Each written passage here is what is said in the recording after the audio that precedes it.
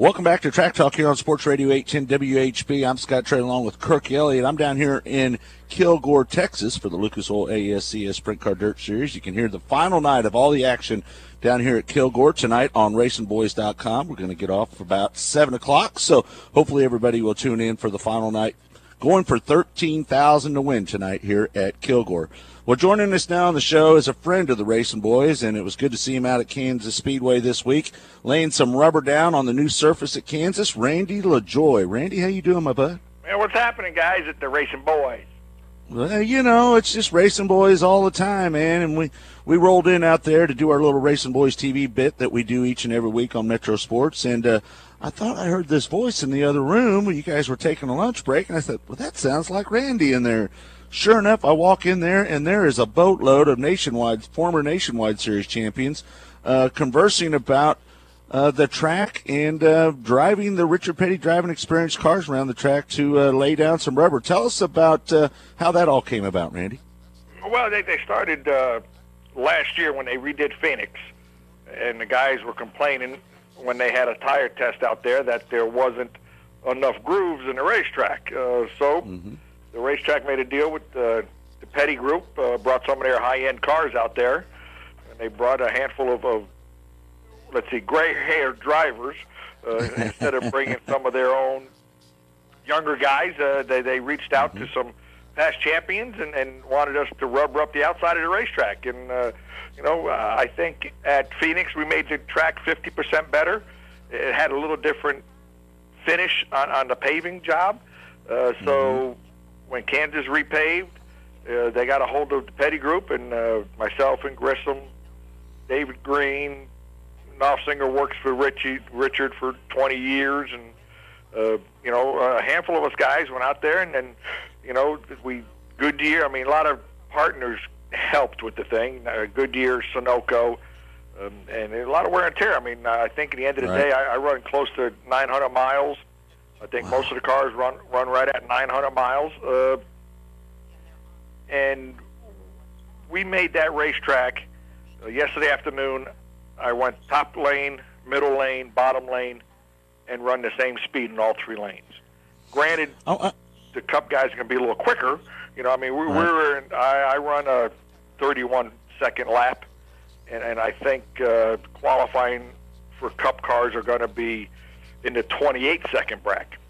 Right, yeah. I look for low 28s from when I was out there timing those guys. And, you mentioned the times that you were running. I was timing you out there as well. And that would have got you, in 2003, that would have got you the pole for the ARCA race out there. I was a little surprised to see the two-seaters run around there that quick. And the one thing that really surprised me, everybody was working different grooves of the track.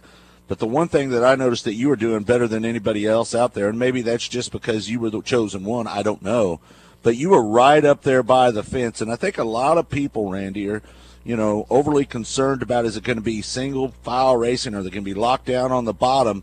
From what I saw with you driving out there, it looks like you guys are going to be able to run at the top. The Cup cars are going to be able to run at the top. Do you think they will be able to? 3 and 4 is an awesome race turn. It is the transition off the backstretch into 3. It was fun. I mean, I was like, wow. Turns 1, I finally got yesterday afternoon. It's a lot sharper of a corner due to the fact where you're coming off the dog leg in the front, and then you're going to be shooting down the back straightaway. But the transition into 1 is a little different. Like anything else, if somebody gets that thing hooked up on the bottom, it's going to be tough to beat. But, what I seen yesterday was the middle was good and the top was good. So, the only thing that helps a new racetrack is age. But we definitely helped it running some tires in. They bought a machine like the drag people use to spin tires with the same tires that we were on. Yeah, the Tire Dragon. Okay, and then Doug Herbert, I made a call to Doug, and the drag cars have I'm not sure what it's called, like a slip gauge that they stand on, and you'll see them at the drag race, and it's like a torque wrench, and they stand on it, and they check the torque, the grip of the racetrack. So Doug let the racetrack borrow it. They got it this morning, and then they're going to check the apron, bottom groove, middle groove, top groove. So if the drivers are complaining, they'll say, hey, guys, we got this grip meter. It tells us we got the same grip pretty much all. And then they're going to use it throughout the weekend, after practices and stuff like that. So, Kansas Speedway needs to be commended on what they put forth to ensure a good show. I mean, not only did they change the whole racetrack, but, to bring guys in to lay rubber down. So, I mean, people are always going to complain. But I think the ones that do complain are just making excuses because they're not up on a wheel. Yeah, Randy, let me ask you this quickly. You mentioned something about Phoenix, and I know in our conversations when we were down there in the media center this week, you said it had a little more shine to it. Does Kansas Speedway have more grip in the asphalt right out of the box than Phoenix had? Well, yes, and I think the reason is there's more edges. You could see it was a lot more porous of a when they steamroll it. Phoenix was very shiny. I mean, you looked at it and it looked wet, and then once the lights hit it, you're like, oh, this is going to be scary here. Right. Where when it's as slick as that, there's nothing the tires to grab. But when the racetracks are porous, that gives the racetrack some grip. And that's what I've seen at Kansas. Same aggregate and all of that. But we talked to the engineer last night at dinner, and he goes, they noticed that too after it was all said and done, that Kansas didn't. I said, well, I'm glad you didn't. I said, because I think you have a better surface here than Phoenix did. And I'm not sure if they had to do that because of the sand out there that gets whipped around or the heat. I don't know what. But you know what? If somebody doesn't like the track at Kansas, they might need to find another profession. Yeah, Kurt? Yeah, Randy, just what about the entrance to pit road? Is there any tricky entrance into pit road coming off the high banks in turn 4? Yeah, it's not going to be easy. That's I guess when they had the tire test, they said Mark Martin went through about 3 or 4 times, missed pit road, and ended up going down through the grass. That is something that, man, that's going to be real tricky because you're going from a flat surface to a 15-degree banking, the first lane, and it definitely upsets the race car. So that's going to be an issue on a green flag pit stop, is getting off the racetrack, and it comes up pretty darn quickly. So, and none of the guys are going to want to drop off down the backstretch unless they make it a rule that you have to, and everybody's going to have to carry some speed on the flat. But I doubt if they're going to do that. So that definitely could have a lot of influence on the race, is because that transition from banking to pit road, I did it once, and that was all I did. I said, heck with this. I'm going to come off the backstretch and just roll the center. Yeah. Randy, just off the heels of Dale Earnhardt Jr. announcing that he is not going to be running at Charlotte and Kansas, and knowing all the hard work you put in on the safety of drivers with your seats, your thoughts about Dale Earnhardt Jr. not racing because of his accident? I guess he stated that this all started with his tire blowing out at Kansas Speedway during that test. He hit the wall at 40 Gs. I'm sure you can really appreciate that with all the hard work you've done and the design of your seats. Take us through your thoughts of Dale Earnhardt Jr.'s wreck, where we're at today on safety, and just kind of take us through your thoughts on the announcement Dale Earnhardt Jr. is going to have to pull out for a couple races. Well, I mean, he might not be the only one. That's kind of a twofold deal, because when the NFL guys come out about concussions and being able to play, I really thought some NASCAR people were going to come out, because up until, you never heard a NASCAR driver sitting out an event. Never. And there's been times I should have sat out events. I got wrecked in New Hampshire. 2 weeks later, get wrecked at Charlotte, and lost a couple weeks, of my life because I don't remember them. Right. And that's something that I'm glad that somebody's finally paying attention to this. And Dale, we have in the seat manufacturing business, we have to run a certain amount of this very dense foam around your head. And that's something that we might have to look at, is Did his head hit something that was too dense? Does it need to get absorbed a little bit more? Does it need to be a little bit less of that dense and have some more little softer foam to slow the impact down? I mean, because a concussion is from a change of direction. It's like a boxer getting knocked out. When you get a jaw snap, more than likely you can get knocked out. So a concussion is caused, from a change of direction. When he blew a tire, he hit it with the right front, and then the car takes a wicked left after it hits the wall. And I didn't see him wreck hard last week at Talladega. I mean, it didn't seem, anything that was really violent. Tore his car up and stuff, but he just pretty much got sandwiched, was in the meat inside of a sandwich, and it just kept rolling. So I was kind of, I said, wow, that's different. But then again, when a week earlier, you knock your noodle, it doesn't take much to really scramble your eggs. So that's something that I've already got a call in. I just got home. I got a call in to the seat builder over there at Hendrick. They build all their own seats. I got a call into the padding people, and I got a call into NASCAR R&D to see what's happening here, and see if we can help that. I'm glad they're paying attention, but then again, on a 40G impact, I'm not sure that impact required a concussion.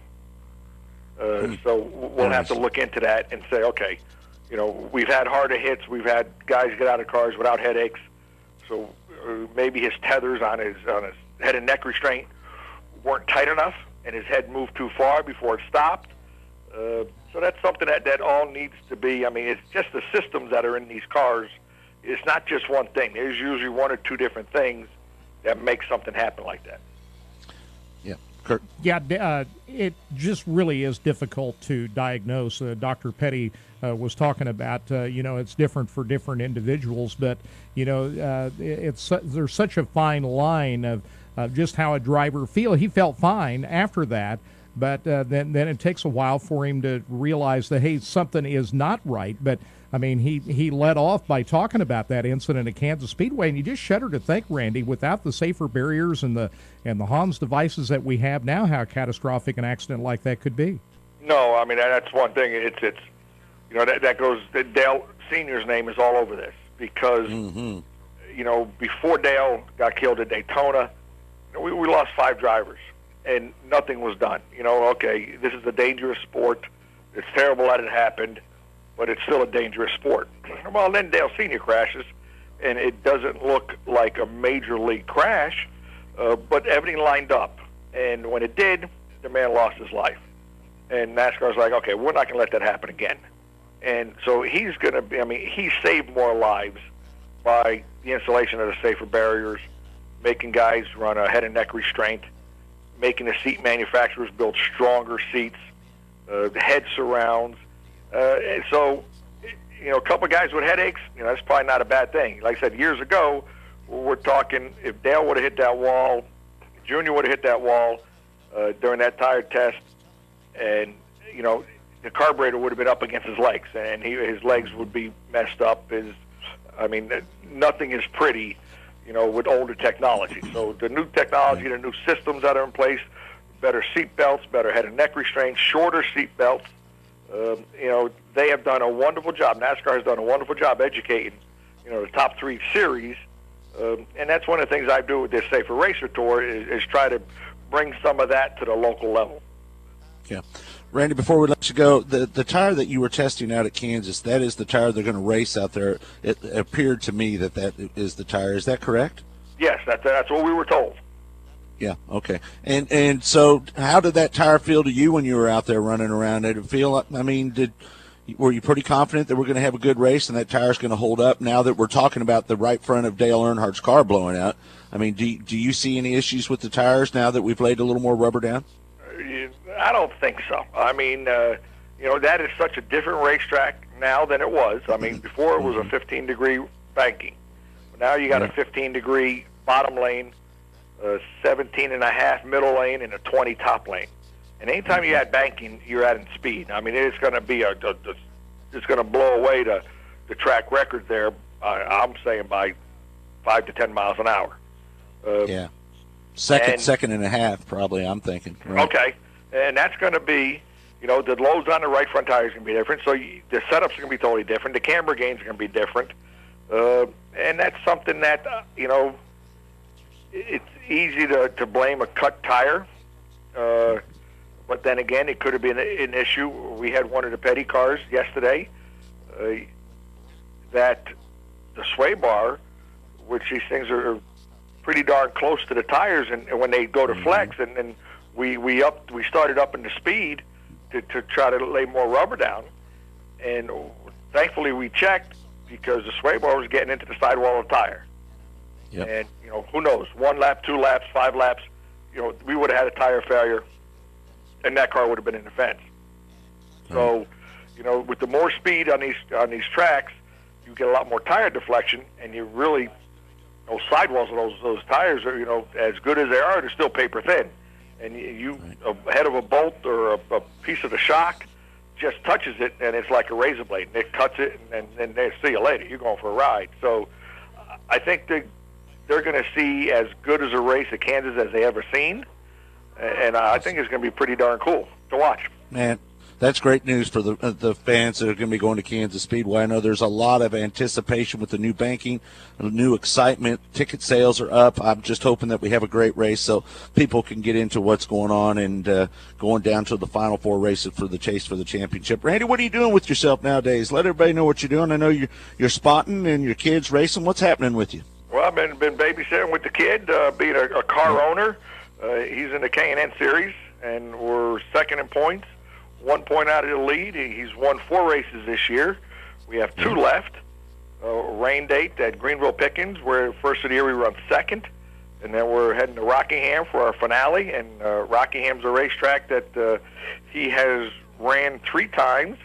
And every time he has run there in a late model class, he's gone to victory lane. So one thing, Andy's happy, Andy Hilleberg, the owner of the racetrack, he don't have to pay the $180 to have his name engraved on a rock again. So he kind of saves him money, so he's liking it. So he's like, Randy, if you could save me $180 by having your kid win the K&N race, I'm fine with that. So that's something that, he works very hard at it. So far this year, I've been to 24 racetracks. We got another 4 on our list by the end of the year. And just out there spreading the word, that racing is a wonderful sport, but it is still dangerous. Yeah, you know what? We need that K&N series in the Midwest. We need a West, an East, and a Midwest because we do not have enough opportunities for drivers to get pavement experience in the Midwest. We've got to get that series to the Midwest some way or another. I've been pushing for that for a long time. I would get back into it. I did the ARCA deal for a while. I would have done that in a heartbeat if it would have been here in the Midwest, but unfortunately they haven't pulled the trigger on that yet. So maybe someday. Well, that's all we can hope for. And I had Pat from the Speedway. I said, Pat, these K&N cars work really nice out here. So he says we're on a road course, and that's pretty cool. They're having a Daytona prototype test. I think Monday, Tuesday, after the Cup event. That's right. And they built a nice little road course inside that place. Yeah. Well, they ran the East-West one back in the day. The first couple of years at Kansas Speedway, and that went away. But, we'd love to have it back. Well, listen, Randy, thanks so much for taking the time. I guess next time I'll see you is probably down at Chili Bowl, huh? That'll be me, front and center. All right, well, good luck to you on that championship. Let's hope that you guys bring it home, and we'll talk to you down the road. Okay, thanks, guys. Thank you, Randy. All right. Be good. That's Randy LaJoie, a good guy and a friend of the Racing Boys, and, man, it's always good to hear his opinions because he's in tune with safety as well as anybody out there with his LaJoie seats. We've always been kind of a Butler-built company around Racing Boys because Jeannie Butler's been a great sponsor of Racing Boys. But the thing is that anybody that builds seats to protect drivers is a good person in my book, and Randy LaJoie is one of them. All right, we're going to take a break. When we come back, more track talk here on Sports Radio 810 WHB.